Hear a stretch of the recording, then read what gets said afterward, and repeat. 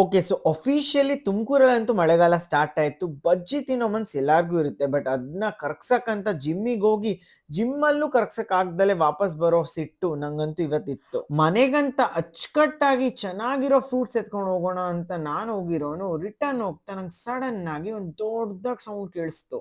ಏನು ಅಂತ ನೋಡಕ್ ಹೋದಾಗ I landed up to Shri Siddhartha first grade college. ಆ ನಾಯ್ಸ್ ಇದ್ದಿದ್ದು ಮಕ್ಕಳು ಎಂಜಾಯ್ ಮಾಡ್ತಿರೋದು, ಫುಲ್ ಟೂ ಆಗಿ ಡಾನ್ಸ್ ಆಡ್ತಿದ್ರು. ನಂಗಂತೂ ಅವ್ರು ನೋಡ್ತಿದ್ರೆ ಸಖತ್ ಖುಷಿ ಆಯ್ತು.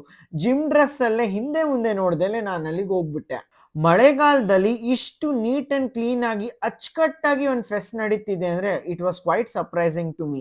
Sound system, jukebox, music control, lights, camera ಎಲ್ಲಾದು ಕೂಡ ಟಾಪ್ ನಾಚ್ ಆಗಿತ್ತು. ಇಷ್ಟು ಬ್ಯೂಟಿಫುಲ್ ಆಗಿರೋ ಸ್ಟೇಜ್ ಸೆಟಪ್ ಜೊತೆಗೆ fog machines, fountain machines and blaster ಯಾರು ಮಾಡ್ತಾರೆ ಅಂತ ಕೇಳಿದೆ. How's the event going on? Yes, fabulous. I Okay. really thank to Maharaja event.